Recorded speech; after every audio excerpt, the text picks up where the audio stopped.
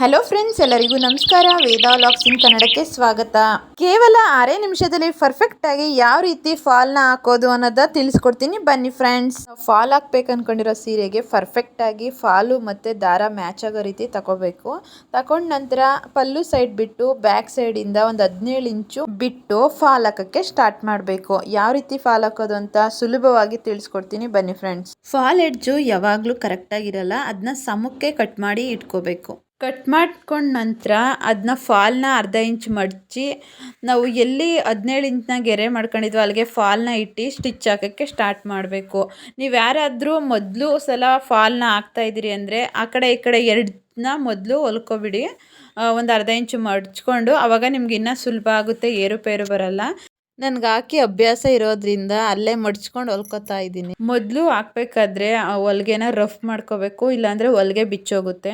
ನನಗೆ ಹೊಲಿಗೆ ಹಾಕಕ್ಕೆ ಬರುತ್ತೆ ಮತ್ತು ನನಗೆ ಮಿಷಿನ್ ತುಳಿಯೋಕ್ಕೆ ಬರುತ್ತೆ ಅಂದ ತಕ್ಷಣ ಯಾರೂ ಫಾಲ್ ಹಾಕಕ್ಕೆ ಹೋಗಬೇಡಿ. ಫಾಲು ಯಾವತ್ತೂ ಮೊದಲು ಗೆರೆ ಹಾಕೊಂಡು ಲೈನ್ ಸ್ಟ್ರೈಟಾಗಿ ಹೊಲಿಯೋದನ್ನ ಪ್ರಾಕ್ಟೀಸ್ ಮಾಡಿ, ನಂತರ ನೀವು ಫಾಲ್ ಹಾಕೋದನ್ನ ಪ್ರಾಕ್ಟೀಸ್ ಮಾಡ್ಕೊಳ್ಬೋದು. ನಾನು ಹೇಳ್ಕೊಡೋ ರೀತಿ ನೀವೇನಾರು ಫಾಲ್ನ ಹಾಕಿದ್ರೆ ಒಂದು ದಿನಕ್ಕೆ ಒಂದು 20-30 ಸ್ಯಾರಿಗಳಿಗೆ ಫಾಲ್ನ ಹಾಕೊಳ್ಬೋದು. ನಾನು ಯಾವಾಗಲೂ ಸೀರೆ ಫಾಲ್ನ ಎರಡು ಕಡೆ ಹಾಕೋದನ್ನ ರೆಫರ್ ಮಾಡ್ತೀನಿ. ಯಾಕೆಂದರೆ ಒಂದು ಕಡೆ ಹೊಲಿಗೆ ಮಿಷಿನ್ ಹೊಲಿಗೆ ಹಾಕೋದು, ಮತ್ತೊಂದು ಕಡೆ ಎಮ್ಮಿಂಗ್ ಮಾಡ್ಕೊಳ್ತಾರೆ. ಎಮ್ಮಿಂಗ್ ಮಾಡೋದ್ರಿಂದ ಅಷ್ಟು ಚೆನ್ನಾಗಿ ಬಾಳಿಕೆ ಬರಲ್ಲ, ಬೇಗ ಕಿತ್ತೋಗುತ್ತೆ. ಹಂಗಂತ ಎಲ್ಲ ಸ್ಯಾರಿಗಳಿಗೂ ಫಾಲ್ ಎರಡು ಕಡೆ ಹಾಕಿದ್ರೆ ಆಗಲ್ಲ. ಕಾಟನ್ ಸ್ಯಾರಿ ಮತ್ತು ರೇಷ್ಮೆ ಸ್ಯಾರಿಗಳಿಗೆ ಮಾತ್ರ ಎರಡೂ ಕಡೆ ಬೇಕಾದ್ರೆ ಹೊಲಿಗೆ ಹಾಕ್ಕೊಳ್ಬೋದು. ಇಲ್ಲ ಅಂದರೆ ಮಾಮೂಲಿ ಸ್ಟೋನ್ದು ಮತ್ತು ಸಿಂಪಲ್ ಸ್ಯಾರಿ ಇವಕ್ಕೆಲ್ಲ ಒಂದು ಸೈಡು ಮಿಷಿನ್ ಹೊಲಿಗೆ ಹಾಕಿ ಇನ್ನೊಂದು ಕಡೆ ಎಮ್ಮಿಂಗ್ ಮಾಡ್ಕೋಬೋದು. ನೀವು ಬೇಕು ಅಂದರೆ ಎಮ್ಮಿಂಗ್ ಮಾಡೋದು ಮತ್ತು ಸ್ಟಿಚಿಂಗ್ ಮಾಡೋದು ಎರಡೂ ಸುಧಾ ತೋರಿಸ್ಕೊಡಿ ಅಂದರೆ ಕಮೆಂಟ್ ಮೂಲಕ ತಿಳಿಸಿ. ನಾನು 100% ಆ ವಿಡಿಯೋನ ಹಾಕೋಕ್ಕೆ ಟ್ರೈ ಮಾಡ್ತೀನಿ. ಕರೆಕ್ಟಾಗಿ ನೋಡಿ ಒಂದೇ ಸಮಕ್ಕೆ ಬರೋ ಥರ ಫಾಲ್ನ ಹಾಕೊಳ್ತಾ ಹೋಗಬೇಕು. ಈ ಫಾಲ್ನ ಹಾಕಬೇಕಾದ್ರೆ ಏರುಪೇರಾದರೆ ಚೆನ್ನಾಗಿ ಕಾಣಲ್ಲ, ಹಿಂದೆ ಮುಂದೆ ಆಗುತ್ತೆ. ಹಂಗಾಗಿ ನೋಡಿಕೊಂಡು ನಿಧಾನಕ್ಕೆ ಹಾಕ್ಕೊಳ್ಳಿ.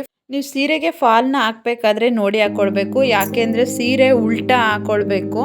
ನೀವು ನೋಡ್ತಾ ಇರ್ಬೋದು, ಈ ರೀತಿ ಪದೇ ಪದೇ ನೋಡಿಕೊಂಡು ಹಾಕ್ಕೊಳ್ಬೇಕು. ಹಿಂದೆ ಮುಂದೆ ಆದರೆ ಚೆನ್ನಾಗಿರಲ್ಲ. ಸಲ ಬಂದಂಥ ಕಸ್ಟಮರು ಮತ್ತೊಂದು ಸಲ ಬರಲ್ಲ, ನಾವು ಕರೆಕ್ಟಾಗಿ ಹಾಕ್ಕೊಟ್ಟಿಲ್ಲ ಅಂತ ಹೇಳಿದ್ರೆ. ಅದರಿಂದ ನೋಡಿಕೊಂಡು ನಿಧಾನಕ್ಕೆ ಹಿಂದೆ ಮುಂದೆ ಬರೆದಾಗೆ ಒಂದೇ ಸಮ ಬರೋ ಥರ ಹಾಕ್ಕೊಳ್ಬೇಕು. ಕೆಲವು ಸೀರೆಗಳ ಬಾರ್ಡ್ರು ಸಮನಾಗಿರಲ್ಲ, ಹಾಗಾಗಿ ಈ ಫಾಲ್ ಹಾಕಬೇಕಾದ್ರೆ ರಿಂಕಲ್ಸ್ ಬರುತ್ತೆ. ಯಾವ ಸೀರೆಗಳಿಗೆ ಬಾರ್ಡ್ರು ಸಮನಾಗಿರುತ್ತೋ, ಈಗ ನಾನು ಹಾಕ್ತಿರೋ ಸೀರೆಗೆ ಬಾರ್ಡ್ರು ಕರೆಕ್ಟಾಗಿದೆ, ಆದ್ದರಿಂದ ಯಾವುದೇ ರೀತಿ ರಿಂಕಲ್ಸ್ ಬರ್ತಾ ಇಲ್ಲ. ನೀವೇನಾದರೂ ಹಾಕೋ ಸೀರೆಗೆ ಆ ಥರ ಏರುಪೇರು ಇದ್ದು ರಿಂಕಲ್ಸ್ ಬರ್ತಿದೆ ಅಂದರೆ ಏನಿಲ್ಲ, ಸ್ವಲ್ಪ ತುದಿಲಿ ಹೊಲಿಬೇಕಾದ್ರೆ ಮಡ್ಚು ಹೊಲ್ಕೊಂಡ್ರೆ ಸರಿ ಬರುತ್ತೆ.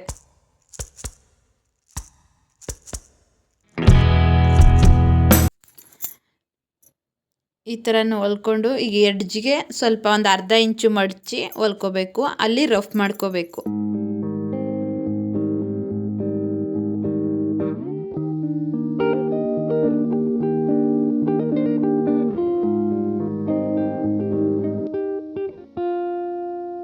ನಂತರ ನಿಧಾನವಾಗಿ ತಿರುಗಿಸ್ಕೊಂಡು ಸ್ಟ್ರೈಟ್ ಲೈನ್ ಹಾಕ್ಕೊಂಡು ಮತ್ತೆ ಇಲ್ಲಿ ರಫ್ ಮಾಡ್ಕೊಳ್ಳಿ.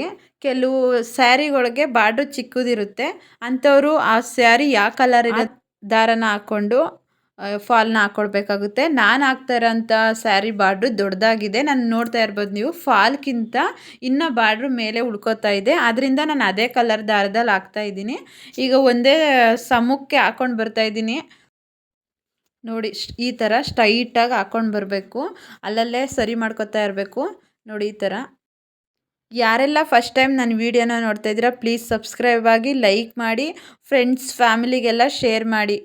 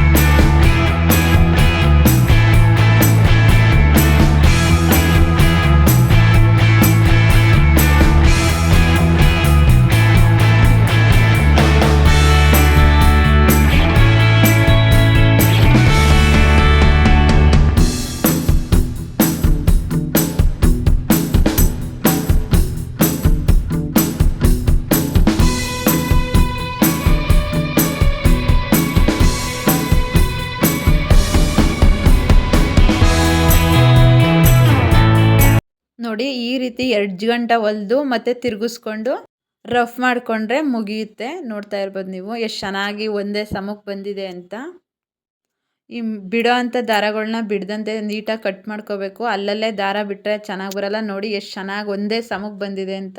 ನೋಡಿ ಮೇಲೆ ಹಾಕಿರೋದು ಹೊಲಿಗೆನೂ ಕೂಡ ತೋರಿಸ್ತೀನಿ. ಅದು ಹೊಲಿಗೆ ಹಾಕಿದ್ದೀವಿ ಅಂತಲೇ ಗೊತ್ತಾಗ್ತಿಲ್ಲ, ಆ ಥರ ಕಲ್ಲರು ದಾರ ಹಾಕಿರೋದ್ರಿಂದ ಅದು ಕಾಣಿಸ್ತಾನೆ ಇಲ್ಲ. ನೀವು ನೋಡ್ತಾ ಇರ್ಬೋದು, ನಾನು ತೋರಿಸ್ತಾ ಇದ್ದೀನಿ ಅಲ್ಲಿ ಯಾವ ರೀತಿ ಹಾಕಿದ್ದೀನಿ ಅಂತ ಹೇಳಿ. ಐ ಹೋಪ್ ಈ ವಿಡಿಯೋ ನಿಮಗೆ ಇಷ್ಟ ಆಗಿದೆ ಅಂದ್ಕೊಳ್ತಾ ಇದ್ದೀನಿ. Thank you for watching.